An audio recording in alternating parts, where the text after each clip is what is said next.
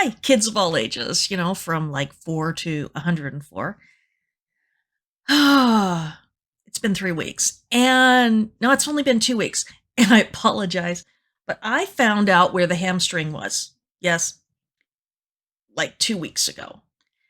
And it's not where I thought it was, but once you hurt your hamstring, you know exactly where it is forever.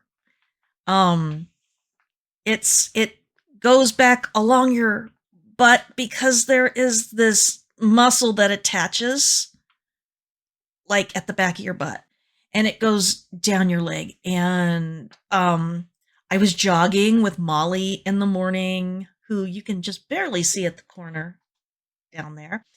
um and it was dark, and that was stupid. Don't jog in the dark. And I didn't know where the side of the road was, and I kind of half stepped on the road and off the road at the same time. And so I was going to fall. And I really would have probably been better off if I'd just fallen. Then I would have had some scrapes and bruises. But I'm always worried about breaking my glasses. And I got new glasses this week. That's why you can see the blue in them, because they're blue blockers, and they help me. Anyway, so I pulled this hamstring. And now I know, like when football games or in soccer games, when they say, oh no, he's got a hamstring injury, and you're going, well, how bad can that be? Okay, it could be bad. Okay. But mine started to heal really quickly. And I was really surprised. I was very happy. And then Molly dug a hole in the yard, and I stepped in it while I was mowing. And then I heard it worse than I'd heard it before. And because I moved my office down to the basement, I couldn't get down here to record. And you know what? I could have. I didn't want to. It's just no way. That hurts too bad. But now it feels pretty okay. I can go down, up and downstairs, and it doesn't bother me. But wow. Don't jog in the dark. I even had a headlight on. Doesn't matter. Don't do it. Not unless you're going to watch your feet like all the time. Yeah, that was dumb. Okay, well, let's get to this week's teaching. Let's start the podcast portion. Well, hi, I'm Miss Tyler. Welcome to this week's episode of Context for Kids, where I teach you guys stuff most adults don't even know. If this is your first time hearing, or if you've missed anything, you can find all the episodes archived at contextforkids.podbean.com, which has them downloadable, or at contextforkids.com, where I have transcripts for readers, or on my Context for Kids YouTube channel, where I post slightly longer versions. All scripture this week comes from the MTV, the Miss Tyler version, which is the Christian Standard Bible tweaked a little or a lot to make the context and the content more understandable for everyone. So 3 weeks ago, we ended on a real cliffhanger. Do you know what a cliffhanger is? Well, in early TV shows like The Lone Ranger and Batman, every week they'd get themselves into some sort of crisis, and they'd stop the program right before you found out what happened. Is someone tied down to railroad tracks with a train coming? Oh no! Will they get rescued, or will they die? Well, on TV, they always got rescued, which probably wouldn't happen in real life, because who the heck even hangs around railroad tracks? Now, on the TV, they had to get rescued, or else the show would end. So a cliffhanger is what we call it when we leave the story at an exciting or upsetting moment without finding out what happens next. Of course, now, you guys could have gone to open up chapter 21 of Genesis if you wanted to know what happens next. But for news of the Lone Ranger's fate, you had to wait another week. Now, when we left Abraham and Sarah, she was really angry because Abraham's 17-year-old son Ishmael was being rude at 3-year-old Isaac's big weaning party. We don't know exactly what Ishmael was doing, only that it made Sarah really angry, and she gave Abraham an ultimatum, which means she was telling him what he had to do or else. Sarah told Abraham to get rid of Ishmael and his mom Hagar. And the problem with all that is with Hagar being Sarah's slave, her property, the laws back then said she was allowed to give Hagar her freedom, and in exchange, Ishmael couldn't get anything from his dad once he died. Oh man, this is a mess, right? What's Abraham going to do? How's he feeling about this? Well, let's find out in this week's verses. This was very upsetting to Abraham because he loved his son Ishmael. But God said to Abraham, "Don't be upset about the boy and about your slave. Whatever Sarah tells you, listen to her, because your family, the ones who will inherit the land of Canaan, will be traced through Isaac. And I will also make a nation out of the slave's son because he is your child." Early in the morning, Abraham got up, took bread and a water skin, put them on Hagar's shoulders, and sent her and the boy away. She left and wandered in the wilderness of Beersheba. And when the water in the skin was gone, she left the boy under one of the bushes and went and sat at a distance, about a bowshot away. She said, "I can't bear to watch the boy die." While she sat at a distance, she cried loudly. Wow, this is really sad, right? And it's surprising. I can't even imagine a situation like this today. Of course, Abraham was upset. I mean, Ishmael is 17 years old, and Abraham has been loving him and teaching him everything he needs to know since he was just a young boy. When you only have one kid and that kid is an answer to your prayers, or even if you think they are, even though you made them happen yourself, that kid is going to be special in the center of your life and thoughts and love for a long time. Until like 4 years ago, Abraham didn't think that there would be any more kids, and especially not from his wife Sarah. So he poured all his love and attention into Ishmael. He didn't think anything could go wrong to mess it up. Remember how upset Abraham was back in chapter 17 when God told him Sarah would have a baby? He didn't celebrate. He got upset and begged God to let Ishmael be his heir. But God said no, because his solution to their problem of not having children was always to make a miracle that no one else could deny or take credit for. God was making a people out of nothing. In a way, we can say that the only reason Isaac is even alive is because God took part of Sarah's body that was dead and made it so that she could have a living baby. I mean, wow. Remember how I said there would be similarities between Isaac and Jesus? Well, not only was Isaac a miracle baby like Jesus, but when Isaac came out of old Sarah, so old that she was practically almost dead, it was like Jesus coming out of the tomb after he rose from the dead.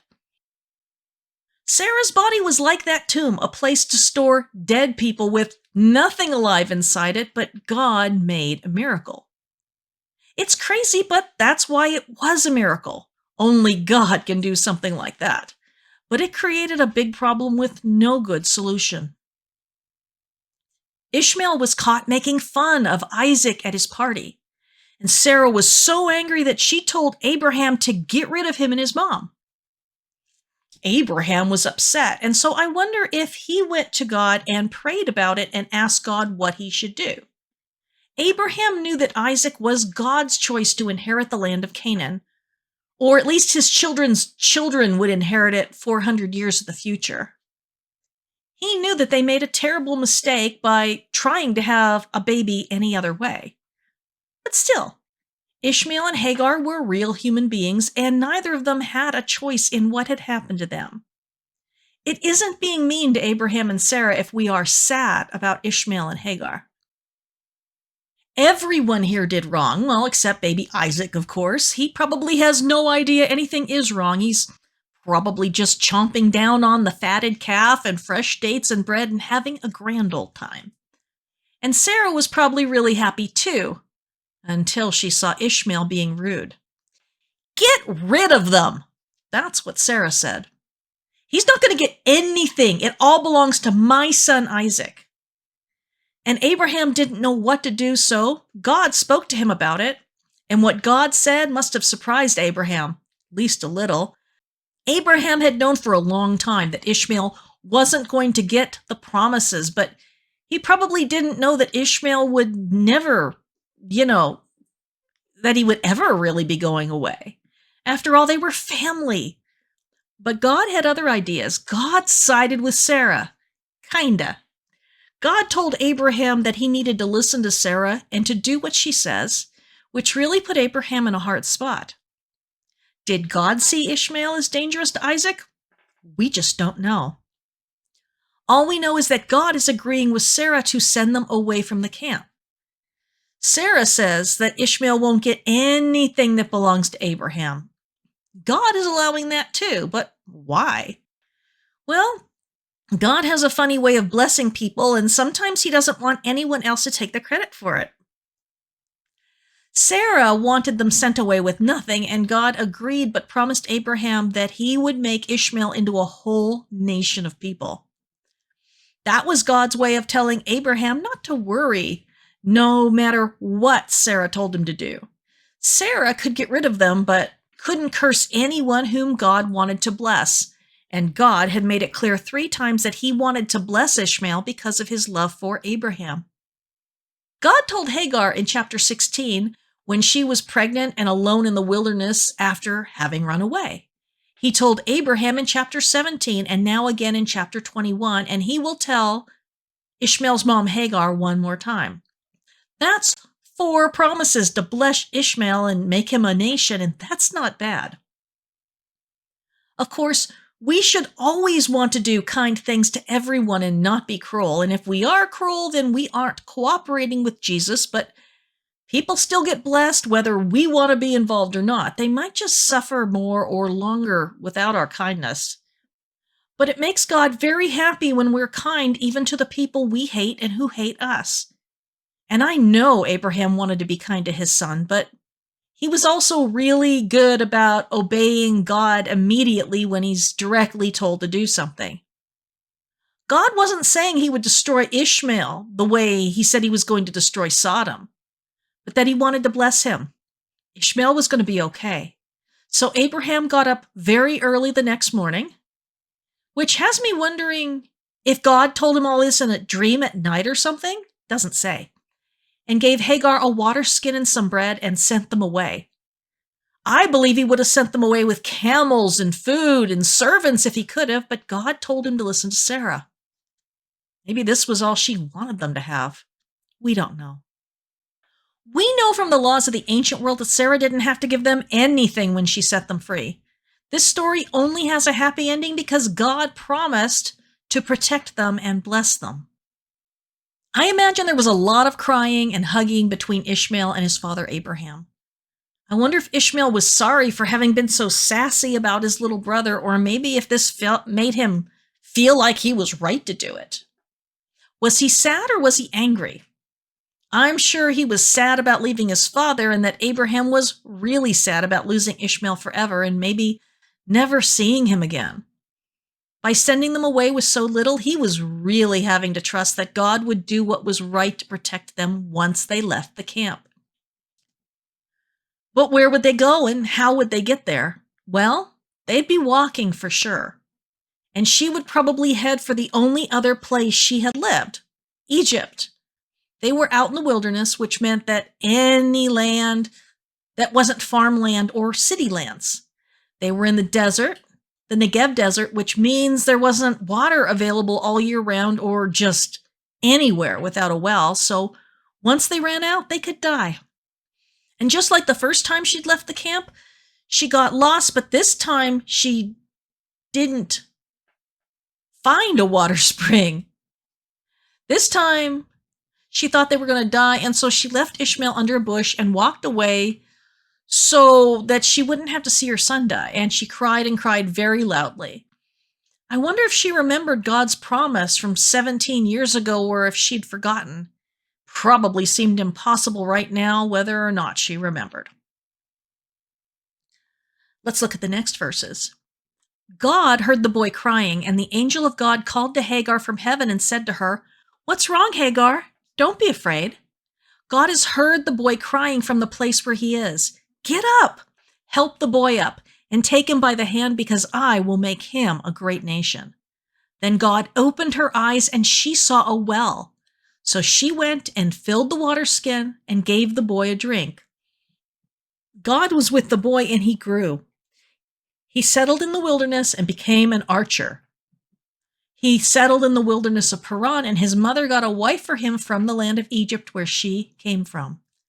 God doesn't always rescue us right away when bad things happen. Sometimes he waits for us to give up. Boy, Hagar had totally given up. Who can blame her? The situation definitely seemed hopeless. Yeah, we can say she was wrong not to trust God, but we also have to learn to be understanding and kind, because all through the Bible, we will see people doing messed up stuff that we think we wouldn't ever do, but we might have if we were them. We probably would have a lot of times if we were them. There's a really good chance we would have. They didn't have Bibles to read or long histories of knowing about everything God has done in the past. They were like the first people on the Oregon Trail who were heading out to who knows where and just hoping they weren't all going to die of dysentery. And if you know, you know.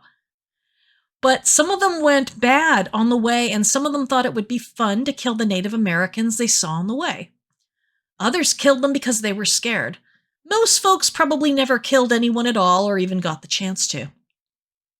Hagar is scared. And when we're scared, we tend to forget to do the right thing, and we also forget the things God has promised. I have.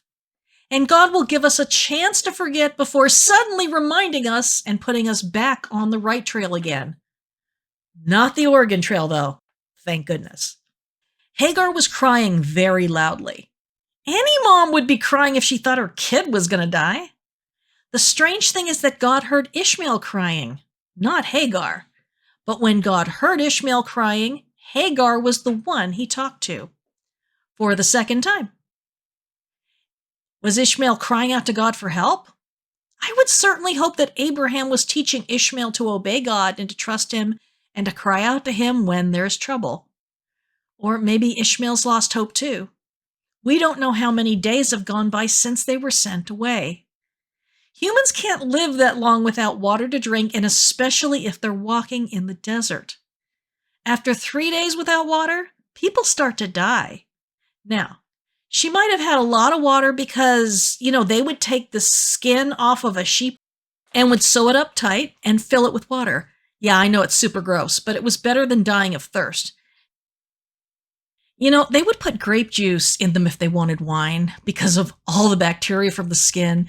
It would ferment the grapes and make wine. Blech. Boy, am I glad they finally invented bottles, even though I still think wine tastes like goat bacteria. So, God heard Ishmael crying, and he called out to Hagar through the angel of the Lord. He said, "What's wrong, Hagar? Don't be afraid." Well, I bet that was a shock. After all, this was Abraham's God speaking to her again, even though Abraham had rejected them. In those days, gods and goddesses were believed to be very territorial and play favorites. They didn't much care about doing what was right unless they got something out of it, which means that they also didn't care about whether what they were doing was wrong or not. Hagar probably thought that saying goodbye to Abraham meant saying goodbye to the promises his God had made her before Ishmael was born. She didn't understand yet that with God, a promise is a promise is a promise, so let's look at what God said to Hagar back in chapter 16 when she was still pregnant. The angel of the Lord found Hagar by a natural spring of water in the wilderness, the spring on the way to Shur, on the way to Egypt where she came from. The angel said, "Hagar, slave of Sarai, where have you come from and what are you doing?" She replied, "I'm running away from my mistress Sarai." The angel of the Lord said to her, "Go back to your mistress and obey what she tells you to do."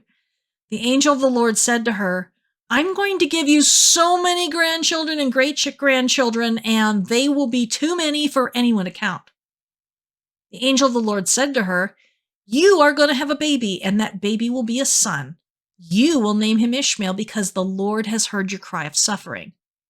Your son, when he grows up, will be like a wild donkey. His hand will be against everyone, and everyone's hand will be against him. He will settle near all of his relatives, but not with them. I believe that Hagar knew it was God right away because he did something with her that no one else in the Bible does. He called her by her name and didn't just call her that slave like Abraham and Sarah did. Wow. That must have been a surprise. Not only did God know her name and her son's name because, duh, he named her son himself, but he hadn't abandoned them after all. Abraham's God was her protector too. This was the second time God had come to her rescue in the wilderness, making her promises like she was some sort of king or priest when everyone else just saw her as a slave woman. Peter is going to tell us in Acts 10 that God is something called no respecter of persons, which means he doesn't care who you are. God isn't impressed with kings and priests as though they're more special than anyone else. He notices people like Hagar every bit as much as people like Abraham and Sarah. Truth is that God is so high above us and so much greater than we are that there's no way on earth that anything we do can get us closer to, who he is. Like, can you imagine God getting all impressed with a famous singer or an actress or a politician? Like, maybe he would ask for their autographs? No. Hagar was created as the image of God, no different than Abraham. All humans are.